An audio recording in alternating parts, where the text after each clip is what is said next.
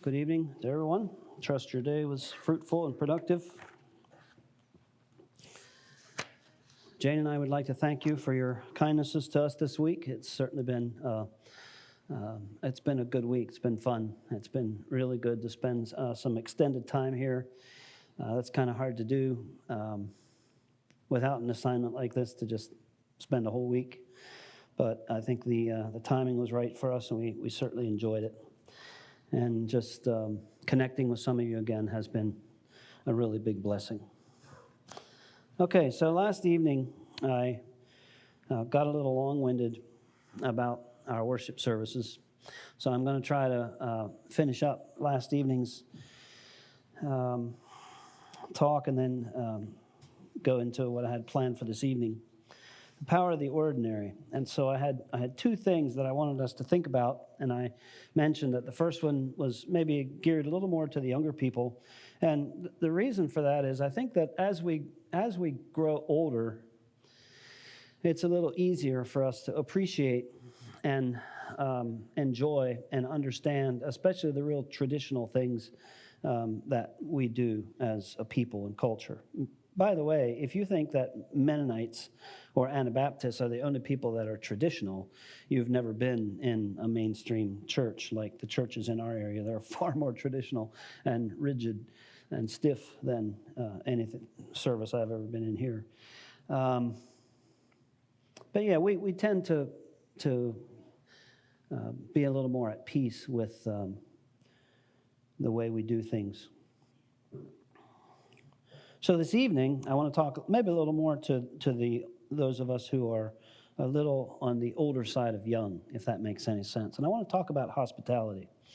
This is another stake, I think, that needs to be strengthened, as I mentioned, as we lengthen the cords and strengthen the stakes.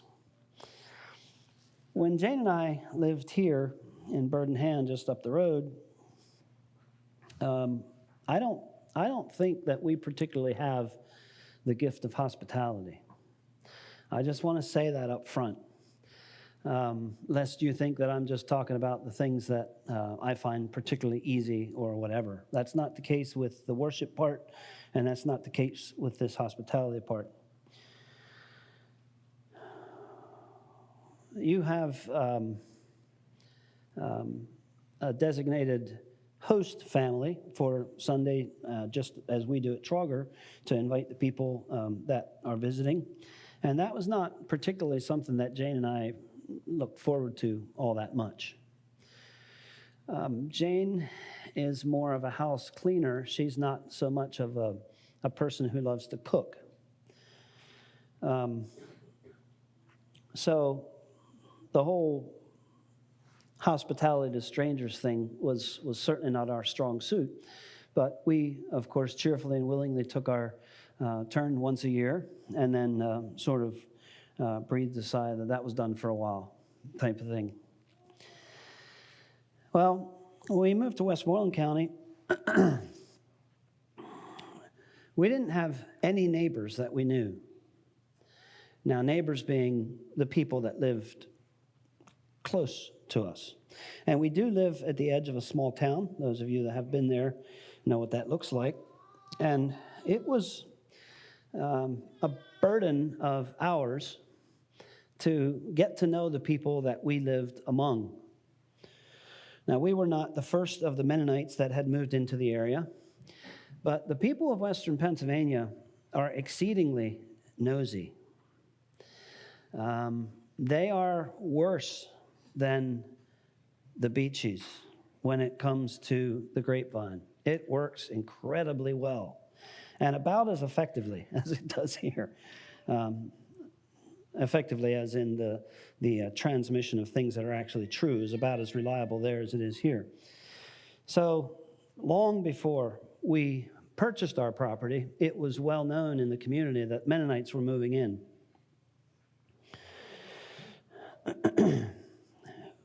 Before we moved, there was a sign at the end of our driveway, and those of you who have been to our place, you know what it looks like. We have a long, kind of a fishhook-shaped driveway. You can't see our house or our barn from the road. And there was a sign at the end of our lane that said, "No trespassing." So it was not necessarily a place that was particularly welcoming. Of course, that sign disappeared when we bought the property, but we wanted to give a completely different vibe to the community around us. We wanted people to feel free to stop in. I was sitting on our front porch one morning this summer that we moved, praying that the Lord would give me some way to connect with local people. And, Mervs have their store, and they have people in and out all the time, and Chet has his garage, and he has people in and out all the time. And we were sort of back on this little farm and couldn't even see the road from our house, and nobody could see us from the road. We couldn't even wave to people as they went by. So I was praying about that.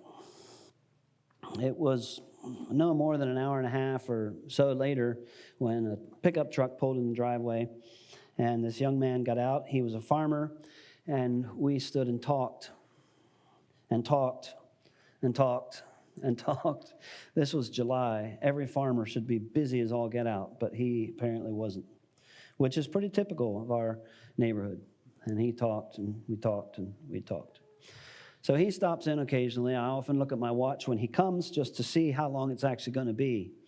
And it hasn't yet been less than an hour. So that was a quick connection that we made. But we felt like it was necessary for us to invite people to our house. But we found that it wasn't always like we got rebuffed more than certainly more than we were comfortable with, and more than we thought we would. It seemed that every time we invited neighbors to our house, a wave of sickness would hit the town. And at the last minute, people's children got sick, and they got sick, and their mother-in-laws got sick, and all kind of people got sick.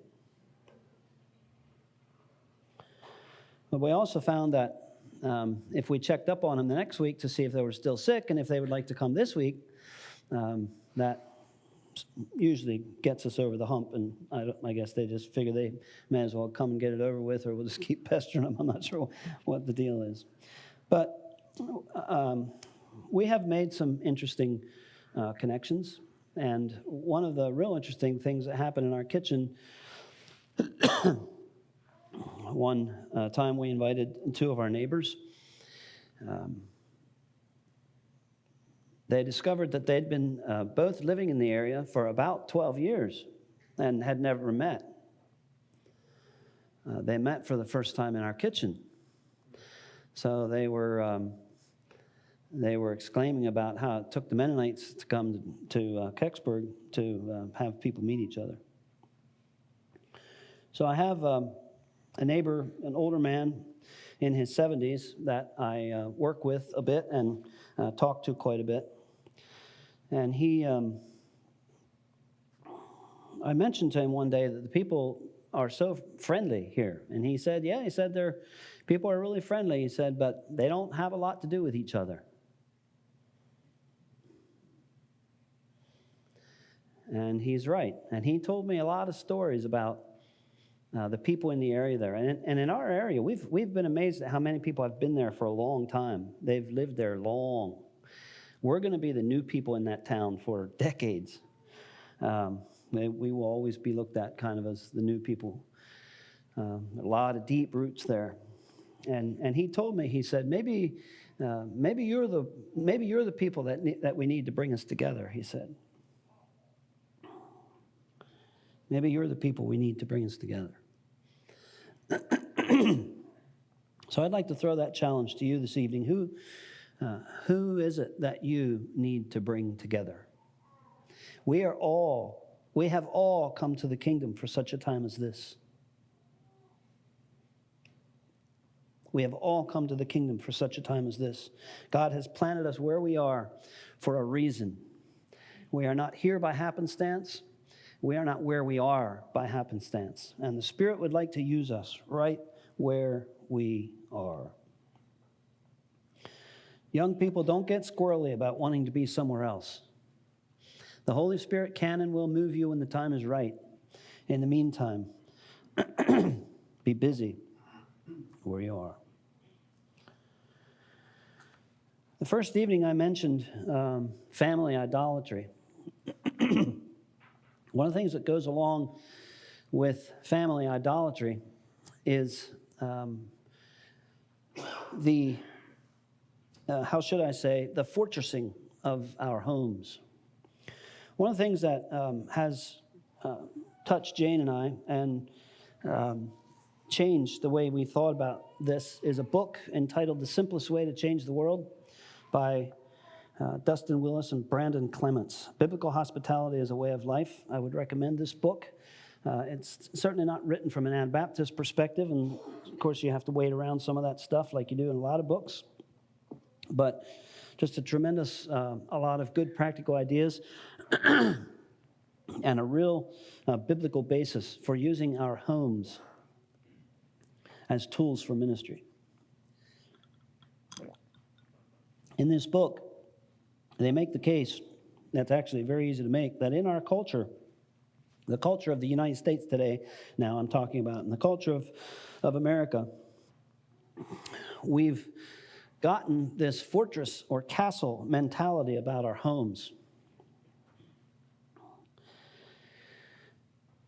Our home is our castle, and nobody should invade or come near it. It is ours for our use, and everybody else should stay in theirs. Willis and Clements in this book identify 4 currents in today's American culture that I want to talk about here a little bit, and just look at whether these currents are affecting us. Are these currents, in fact, creeping in to our fellowships? The first one is isolation. Our homes as a place of isolation. Privacy is a major need when people shop for homes. Now, in our area, there are developments everywhere. We kind of live in the country, but north of us and south of us, there are developments everywhere, and that's happening here too. And what do you see in the developments in the backyards? Everywhere. Swimming pools, but fences, privacy fences. And you look at these, and you can even see it on Google Maps and other places. You look at these from the air, and everything is all fenced off. Now, some of that has to do with America's obsession with pets, but a lot of it also has to do with this desperate need for privacy everywhere.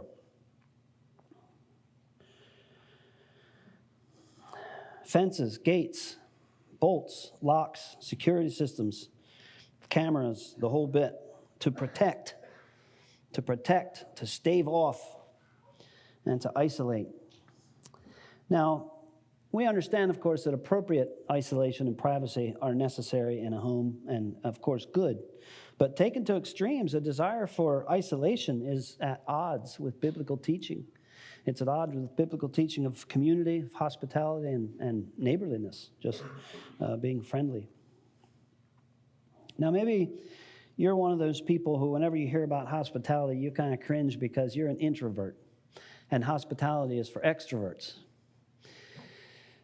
And so on kind of a basic level, you can sort of divide us into introverts and extroverts. But this has nothing to do with introverts and extroverts. There's more than one right way to practice hospitality, just like there's more than one right way to do most anything.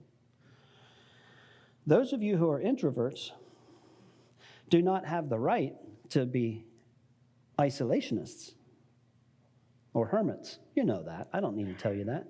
Those of you that are introverts will very likely be hospitable in small groups. You'll probably be more comfortable with a couple or maybe 2. Those of you that are extroverts would probably be more comfortable with a crowd. Jane and I are not as comfortable with a crowd. When we invite people over, we usually invite a couple or 2. That's what we feel more comfortable with. We like to gather in kind of a small group and have a more intimate setting where we can have a meaningful conversation rather than, this kind of a congregation, conversations flying all over the place type of thing. So just because you're an introvert Doesn't mean you need to be isolated. The second current that they identify is relaxation or refuge. Our homes as a place of refuge and relaxation. So we get home from a busy day or the end of a busy week or whatever, and we go inside and we, of course, have the central air on and the windows are closed and all the noise is shut out, and we can sit down and put our feet up and relax. Our homes is a place to unwind, me time. Now, I'm all for me time. I need it too, just like everybody else does. And we all know that we need to relax and we need a place of refuge and we need even me time. But you know as well as I that when we place personal relaxation at the forefront of the purpose of our homes, we miss a lot of God-given opportunities to impact and interact with people, impact people and interact with them. The third current is entertainment. The entertainment addiction, according to Willis and Clements, which I certainly can't argue with, is fueled by our desire for isolationism or isolation and relaxation. Our addiction to entertainment is fueled by our desire for isolation and relaxation. And we understand, too, that there's nothing inherently wrong with being entertained. But this trend, I think, is probably the most disturbing because of how easy and at our fingertips entertainment is, more so than ever before. And this has exploded even in the last 10 years. And how much time entertainment consumes. And see, so we're now taking our entertainment in 2-hour and 3-hour chunks. I won't bore you with statistics about how much screen time the average American has every day. It's alarming. But I wonder sometimes if it's really that much different for us. The fourth current that they identify is busyness. And I've already talked at the beginning of this class about heightened expectations. And that's what these heightened expectations bring. A lot of it makes us busy. You see, we have an enormous amount more resources than previous generations had. We have more money. We have more information. We have scads more technology. We have more stuff.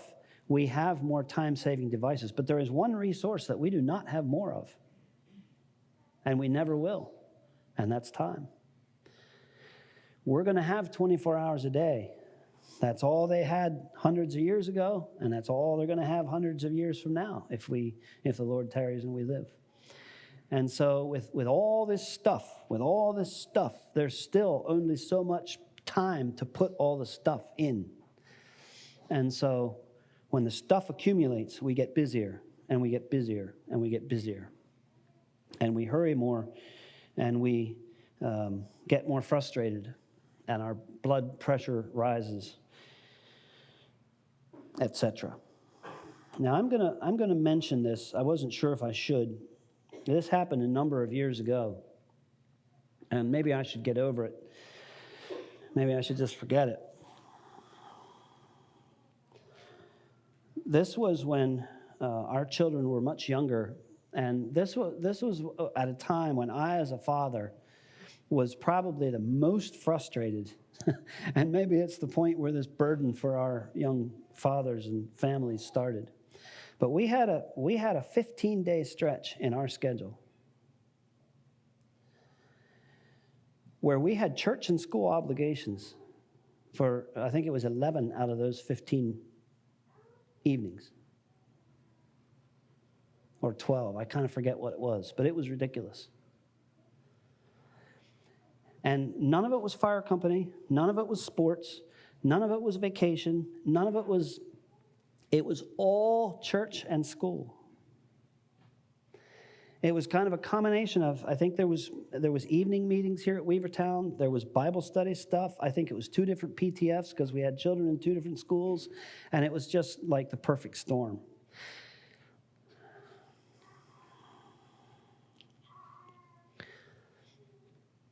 And I said to my wife, I said, how are we supposed to raise a family? Now, maybe I shouldn't get so worked up about those kinds of things, but that's the kind of pressure that I'm talking about when I'm talking about heightened expectations. We need to be careful about those kinds of things. I know that some of our busyness is self-inflicted, but some of it's not. Some of it is kind of handed to us. Now, when we look at these four currents, I don't particularly see in our culture now, our Anabaptist culture, I don't particularly see this current of isolation and even relaxation. I don't really see a problem. But I do see a problem coming with this entertainment current.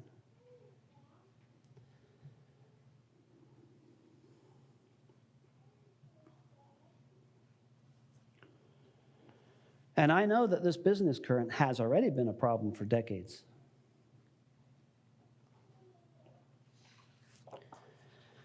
And any of these four will hinder our ability to be hospitable, because hospitality takes time. Just like any use of our spiritual gifts takes time. I don't know of any of the spiritual gifts that doesn't take an investment of time. And I want to remind us too that as I talked about in the parable of the talents, the gifted busy, they don't have time for useless activity.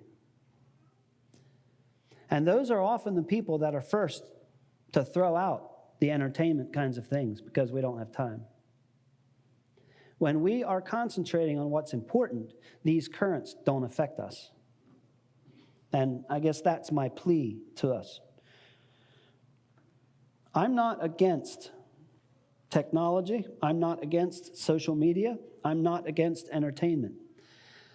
But we have to be honest about how these things are affecting us. And if you get tired of older people like myself harping about it and talking about it, you consider the fact that it's my age of people that has seen the change. Those of you that are 19 and 20, you don't have perspective on what's happened in the last 20 years. You haven't even been around that long, hardly. It's older people that have the perspective. And most of us, my age, aren't as ignorant about what's happening out there in the technology world as sometimes you think we are.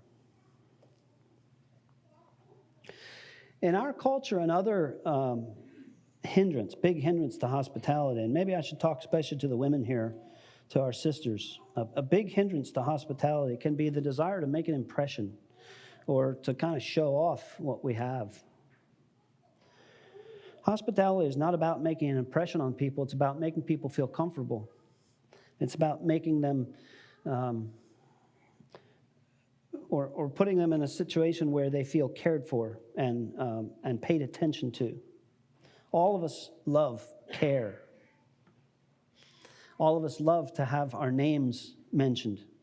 All of us love to be asked questions and to have us engaged in conversation because it makes us feel valuable, makes us feel necessary and valued. So sometimes people don't want to be hospitable or entertained because their house is a mess. Well, the point of hospitality is not to show off your house. The point of hospitality is not to show off your skills as a housekeeper. The point of hospitality is to care for people. And there are seasons of your life where your house is seldom in tip-top shape.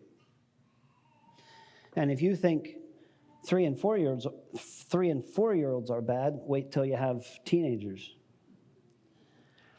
So if you have little children, and especially if you have big children, your house probably isn't going to be in tip-top shape very often. And if that's your excuse for not entertaining or being hospitable, then it shouldn't take days of planning and preparation to be hospitable. There's a new term floating around in social media. It's called scruffy hospitality. Scruffy hospitality. Well, scruffy hospitality is when you allow your home to be well used and lived in when you invite guests. Scruffy hospitality is about sitting down across a table with someone with a couple of cups of coffee, with the house back there just being what it is, because the attention is here. And I find it a fascinating concept. So when you invite guests to your house, what are you trying to provide them? What are you trying to give them? A good impression or a good conversation with a good cup of coffee? What are you trying to show? Your culinary skills or a caring, attentive spirit?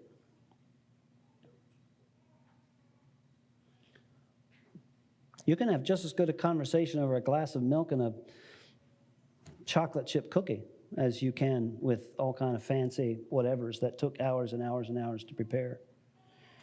It is far better to be hospitable than it is to have everything perfect for your company once a year. Now, I'd like to challenge some of you older parents and couples as well. It seems to me that as our mothers get older, they should get a little more time. Now, I'm not sure that that's necessarily the case, but it seems to me that that's the way it should be. As children start to leave the house, there should be more time. I'd like to challenge you older couples, and well, I don't know what older means, but especially those of you that aren't busy caring for children on a day-to-day basis, to be the initiators in hospitality, especially here in your congregation. You have the money, you have the time, I guess. You certainly have the houses, and they're probably paid for, and you probably have a little more wiggle room in terms of your resources and so on. And you are the ones, I think, that should be initiating those kinds of interactions with younger families. I'd like to suggest that there are 3 levels of hospitality. The first one is being hospitable to those in church, right here, in your church family. We don't visit each other as often as we used to. Do you know that? Now, I remember the days when Mom and Dad would load us up in the car and we'd go visiting on a Sunday afternoon. And we'd just drop in on people and visit. I'm not necessarily suggesting we bring that back, but maybe what we should bring back is a desire for connection, increased connection with our church family.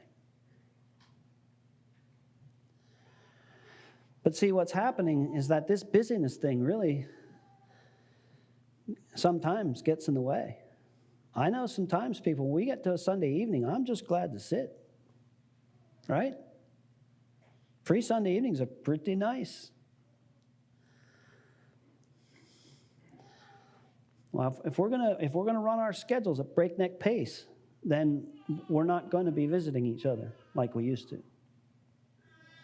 And if we're not going to be visiting each other like we used to, then we're not going to have the connections that we wish we had. More hospitality in our church family would give us increased connection. It would give us a stronger community bond. We would learn to know and understand each other better. Now, this is easier for us at Trauger. We're not as many. Yes, Aaron? When we started Young People's Meeting, our pastors at that time, I was ordained, our pastors at that time had the wisdom to say, let's just have Young People's Meeting once a month so we don't lose the time of visiting in each other's homes. And so we didn't do like many churches did, and they got the fire of revival, have church every Sunday night. And the others were supposed to be for visitation. That's interesting. Now, I understand the fun of hospitality night because you invite people over and you don't know who's coming. I get all that. But should we really need that? Should we really need a hospitality night to get us to invite each other to our houses for meals? In Acts, they broke bread from house to house. They ate their meat with gladness and singleness of heart, having favor with all the people. I think that's a worthy thing to aspire to. And this breaking bread from house to house, that's not talking about communion. They were eating meals together. And by the way, hospitality is about food. There is something about eating together that makes visitation rich. The second level of hospitality, if you will, is being hospitable to strangers. And Dustin Willis and Brandon Clements in this book, they don't even talk about inviting their church people. To them, hospitality is inviting people they don't know or people that aren't Christians. We feel good about ourselves if we just have a family from church over every once in a while. But what about our neighbors? Now, I know that some of you just have Amish neighbors, and that was our case here in Bird in Hand. But I also know that more and more of you are living in developments and places where you're surrounded by neighbors who aren't Christians or maybe are Christians and just not part of our fellowship. So being hospitable to strangers or people you don't know very well is another level of hospitality. And that's a means of establishing relationships that allow us to answer questions if they ask them.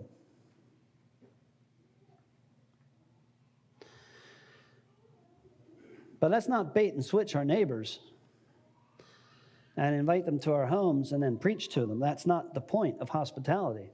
The point of hospitality is to form relationships.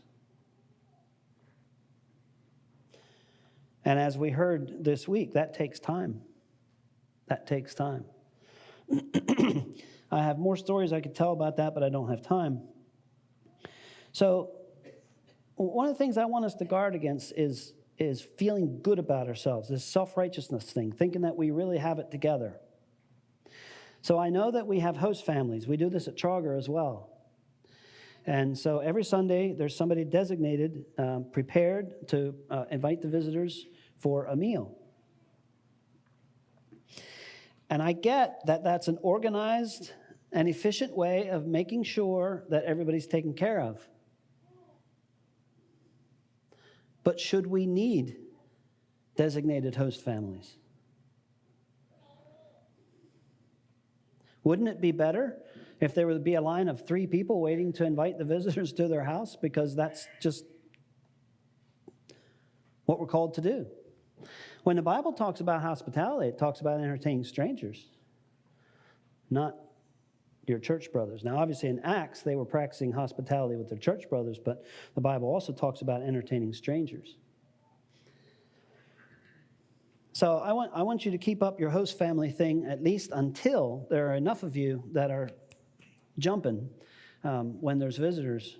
And when you see that line forming by the visitors to invite them for lunch, maybe you could dispense with the appointed host family. The third level of hospitality is being hospitable to our enemies. And I don't know much about this, because I don't know of anyone in our area who is our enemy. But I want to read an account in this book that touched me, that blessed me.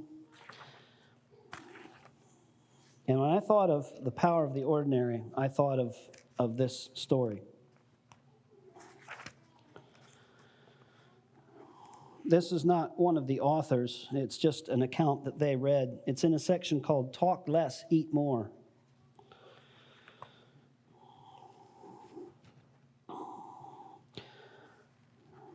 Rosaria Butterfield, some of you may know that name. Rosaria Butterfield, former professor and author of The Secret Thoughts of an Unlikely Convert, described her impression of Christianity before she became one. This is a quote from her book. She says, "The word Jesus stuck in my throat like an elephant tusk. No matter how hard I choked, I couldn't hack it out. Those who professed the name commanded my pity and wrath. As a university professor, I tired of students who seemed to believe that knowing Jesus meant knowing little else. Christians in particular were bad readers, always seizing opportunities to insert a Bible verse into a conversation with the same point as a punctuation mark to end it rather than deepen it. Stupid, pointless, menacing. That's what I thought of Christians and their God, Jesus, who in paintings looked as powerful as a Breck shampoo commercial model. That's the end of that particular quote. This woman continued, or she began researching the religious right and their treatment of the homosexual community and realized she'd have to read the Bible to see where they got their ideas. As part of this process in 1997, that's back 23 years, she wrote a scathing article in her local New York newspaper about the Promise Keepers movement. To her surprise, she received back a kind and inquiring letter from a local pastor named Ken. Here is the eventual result of that letter. And this is, again, a quote from a book of hers. With the letter, Ken initiated 2 years of bringing the church to me, a heathen. Oh, I had seen my share of Bible verses on placards at gay pride marches. That Christians who mocked me on Gay Pride Day were happy that I and everyone I loved were going to hell was clear as blue sky. But this is not what Ken did. He did not mock. He engaged. So when his letter invited me to get together for dinner, I accepted. My motives at the time were straightforward. Surely this would be good for my research. But something else happened. Ken and his wife, Floy, and I became friends. They entered my world. They met my friends. We did book exchanges. We talked openly about sexuality and politics. They did not act as if such conversations were polluting them. They did not treat me like a blank slate. When we ate together, Ken prayed in a way I had never heard before. His prayers were intimate, vulnerable. He repented of his sin in front of me. He thanked God for all things. Ken's God was holy and firm, yet full of mercy. And because Ken and Floyd did not invite me to church, I knew it was safe to be friends. I continued reading the Bible, all the while fighting the idea that it was inspired. But the Bible got to be bigger inside me than I. It overflowed into my world. I fought against it with all my might. And then one Sunday morning, I rose from the bed of my lesbian lover, and an hour later sat in a pew at the Syracuse Reformed Presbyterian Church. And then, one ordinary day, I came to Jesus, open-handed and naked. In this war of worldviews, Ken was there, Floy was there, that the church that had prayed for me for years was there. Jesus triumphed, and I was a broken mess. Conversion was a train wreck. I did not want to lose everything that I loved, but the voice of God sang a sanguine love song in the rubble of my world. I weakly believed that if Jesus could conquer death, he could make right my world. And Rosario's story has been written about, and it all started with a kind and inquiring spirit and a simple dinner invitation. All the while, this pastor invited a person to his home that was wanting to wreck the very thing that he believes. That's being hospitable to your enemies. Now, I don't know that I've ever had that opportunity, but if any of us ever does, let's take it. Now, I know that some of you entertain and host Muslim people here at church, and that's probably as close as anything that I know about. And I'd like to encourage you and bless you and commend you. Because when a person such is converted and becomes a Christian, even if they don't necessarily join an Anabaptist church, when they come to faith and overcome that kind of sin, that is incredibly significant. And if it can start with being hospitable, then may we all be hospitable. So my challenge to the Weavertown Church is to continue to increase the time you spend with each other. With one accord, according to Acts 2:46 and 47, with one mind, breaking bread from house to house. Eat your meat with gladness and singleness of heart, praising God and having favor with all the people, and may the Lord add to the church daily those that will be saved.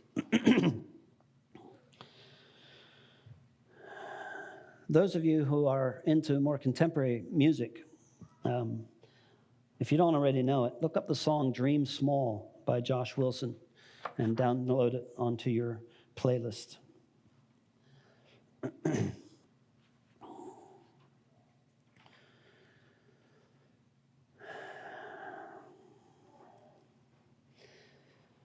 I want to take a little more time this evening to talk about some of the bumps in the road for the early church. And I'm going to try to do this real quick here in the last about 5 minutes. Now, Wavertown Church has reached, in the last 20-some years, a lot of places and people. Cornerstone is one of your offsprings. Trauger is one of your offspring. Believers Mennonite in Hampton, Connecticut is one of your offspring. And now Living Hope in Perry County as well. You have a family.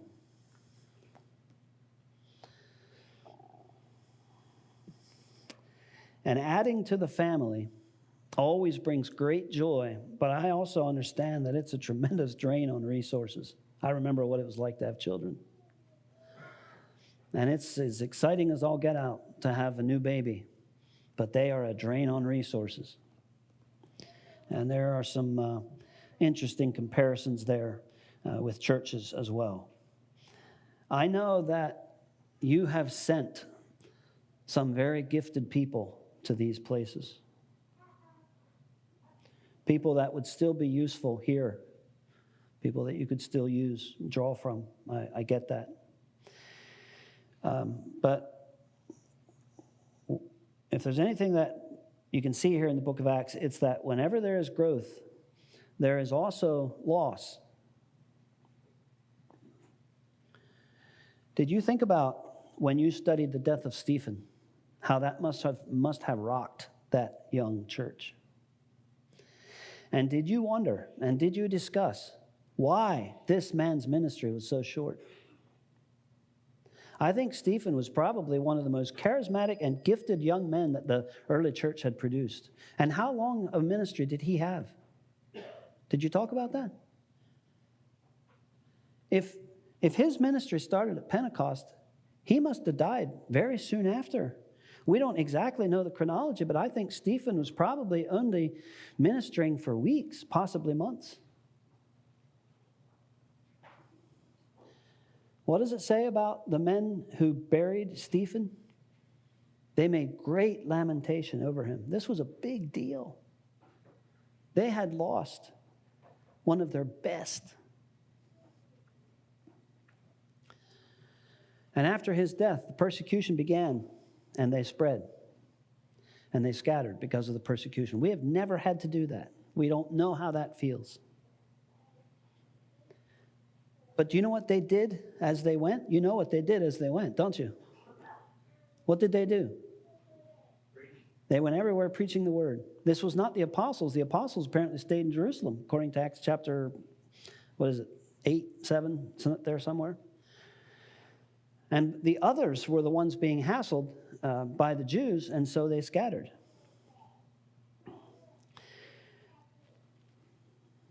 And they went everywhere preaching the word. In Acts chapter 5, the apostles were beaten. And they rejoiced that they were counted worthy to suffer shame for his name. I didn't even know what to say about that verse in Sunday school. How do you get there? I don't know. Public disgrace, flogging, and they rejoiced. Maybe that's easier when you're being persecuted in this kind of a way. I believe our persecutions in 2020 come in a far different way. I know that we are persecuted. I'm not one of those that makes the case that we're not being persecuted, therefore we're not living godly. We are being persecuted. Satan is against us. He is opposing us, and that's persecution. But maybe that kind of attitude is easier with that classic persecution. I don't know. But I wish that I could personally get to that place. But we need to understand that as we grow, as our tent gets bigger and the cords get longer,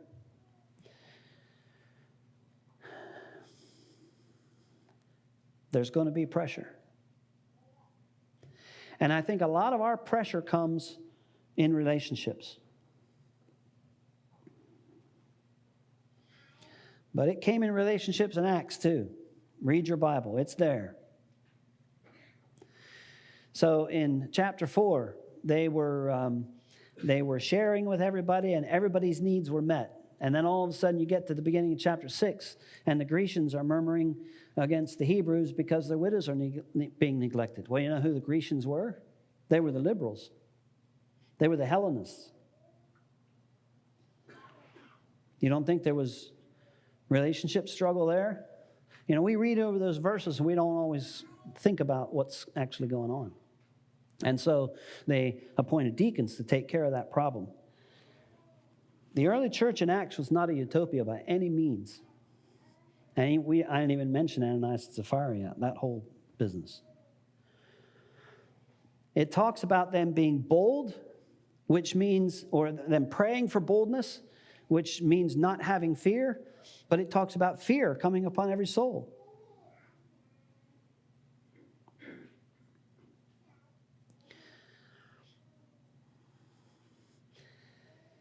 And here's one last thing I'll leave you with.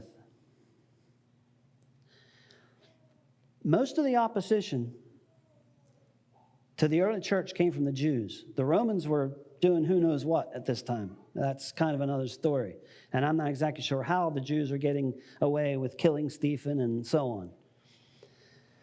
But the Romans are AWOL. They're not paying attention. This is Jew-on-Jew crime.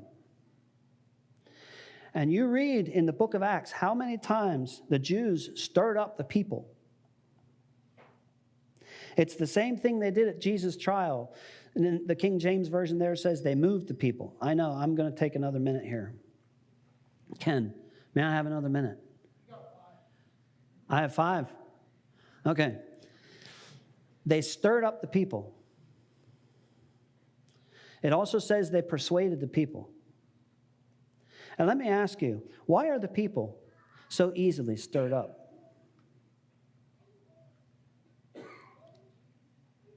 When there is trouble, why are the people so easily stirred up?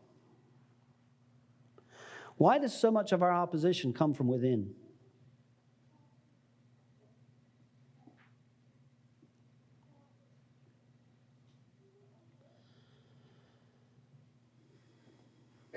Our government is not molesting us. A lot of our hassles come from within. And the only way the Jews could stir up people was to talk and persuade, and talk and persuade, and talk and persuade. And the people got stirred up. And that's still happening, friends. And to the extent that it's happening in our congregations, we have to get a lid on this. The tongue is a fire, a world of iniquity.